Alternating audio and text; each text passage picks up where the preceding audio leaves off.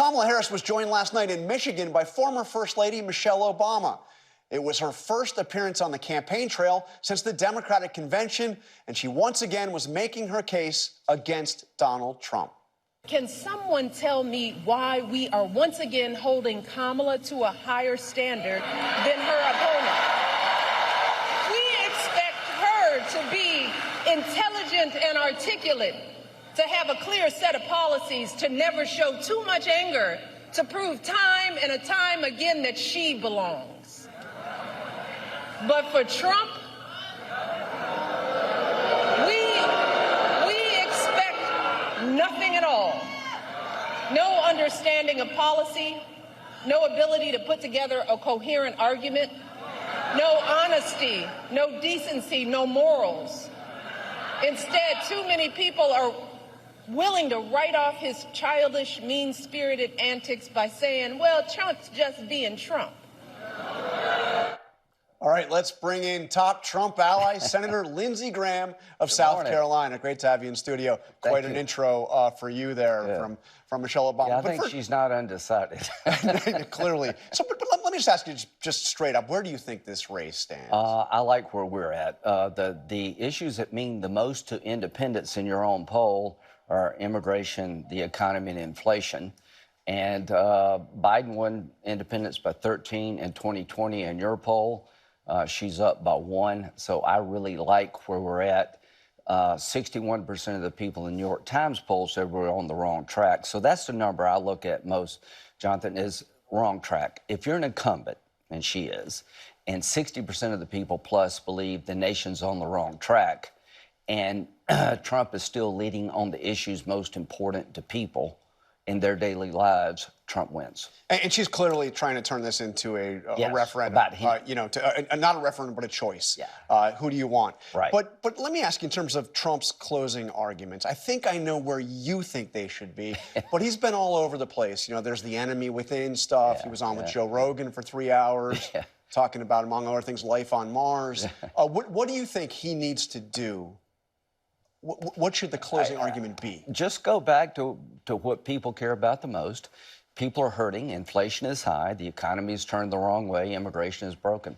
Kamala Harris's America is you basically have to mortgage your house to fill up your car, and when you go to the gas station, you're likely to get robbed by an illegal immigrant, and your daughter's playing against some guy in volleyball. I mean, that's the America that people don't like. And Michelle Obama's a good person. She's very articulate. But every time the Obamas pick the Democratic nominee, we win. You know, Obama picked Clinton. We beat her. They threw Biden over for Harris. And I think Trump's going to beat Harris simply because she's had a lot of time now to convince people she'll put the country back on the right track, and all the wrong track numbers are holding. When you ask people, who do you trust most to fix the problems you care most about, is Trump, not her. Well, let me ask you about where Trump is right now. I mean, we had this extraordinary event this week. John Kelly, who, of course, I heard that. was his Secretary of Homeland Security, his Chief of Staff, longest-serving Chief of Staff, saying that he's a textbook definition of a fascist, that he wants to be a dictator, and he said a lot more than that. He has, and he lost his son in Iraq, General Kelly. I know him. I've had a good relationship with him, but he's undermining a concept that's been good for America, I think. Our generals have sort of been apolitical. He's entitled to his opinion. I just categorically reject it. 3 weeks before the election, you're calling basically Trump Hitler, a fascist, is not going to resonate. What happened to joy on the Democratic side? They went from joy to now Trump is Hitler. That's desperation. As to General Kelly, I would say that the state of Israel, Donald Trump is the most popular politician from the West because he stood by the state of Israel. Hitler wanted to kill all the Jews. President Trump has been a friend of Israel unlike any other. So no wars on his watch. The border was secure. Inflation was down. Mortgage rates were below 3% when President Trump was president. Now they've over doubled. I think General Kelly's criticisms are not based on facts. I think it's emotional, it's sad, and it's not going to matter. But, well, first of all, obviously, Kelly's not alone in saying that. Yeah. We heard General Milley, who Donald Trump made the chairman of the Joint Chiefs of Staff, saying he's fascist to the core. And it's not, so let's put aside the word fascist for a second. Kelly also said that Donald Trump disparaged those American heroes who died for our country as losers. So here's and it wasn't, he's not saying he's Hitler, but that he repeatedly said Hitler did good things. So here's what I would say to America. I mean, did he make it up? I mean, I'm asking him. I mean, you know Kelly. I mean, President Trump denied that he said that, but let's look at the record rather than the rhetoric. Nobody rebuilt the military stronger than Donald Trump, except maybe Ronald Reagan. Nobody, I've seen him. Listen, I've had a lot of interaction with him, so I categorically reject the idea that he has anything but admiration for those who serve and sacrifice. I have seen him interact with the military. So this idea he's hostile to those who serve is not borne out. When he was president, America was strong. The military had what they needed. We went after our enemies. People were afraid of America. Since Biden-Harris has been since they've been in charge, everything's gone to crap. It's all broken. We had a secure border. Now it's broken. We had no wars. Now the whole world's on fire. Mortgage rates have doubled. We're on the wrong track. With all due respect to these generals, America is ready to move differently, and Donald Trump is the best hope to put out the fires in the world, to end the war in Ukraine, to bring about peace in the Mideast, to restore a broken border and get the economy humming. He did it once. He can do it again. She had a chance. She failed. But again, it's not just generals. I mean, it's Kelly, Chief of Staff, Mattis, Chairman of the Joint Chiefs, Jim Mattis, obviously another four-star, who was chosen to be the Secretary of Defense. This is not a minor position.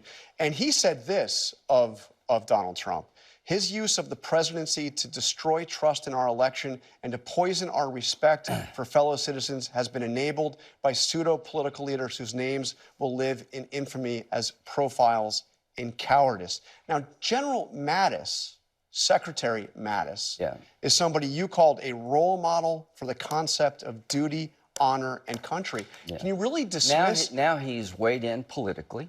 He has every right to his opinion. But to General Mattis, I think you're rewriting history here because for some reason, I don't know what that reason is, you're not going to be able to change what President Trump did. He killed Soleimani. He put Iran in a box. He put Israel in the strongest position they've been in. He rebuilt our military. Russia didn't invade Ukraine. The border was the most secure in the last 40 years. Inflation was down. Mortgage rates were half of where they are today. He did all of that. He did that. He was a strong leader on the things that matter the most. Whether you like him or not, that's up to you. He's not a fascist. He's not Hitler. And that shows you how desperate this campaign is. You got 3 retired generals who've been out of the game for a while, 3 weeks before the election, trying to replace joy with fear. And let me say one thing to these generals. I admire you. I respect you.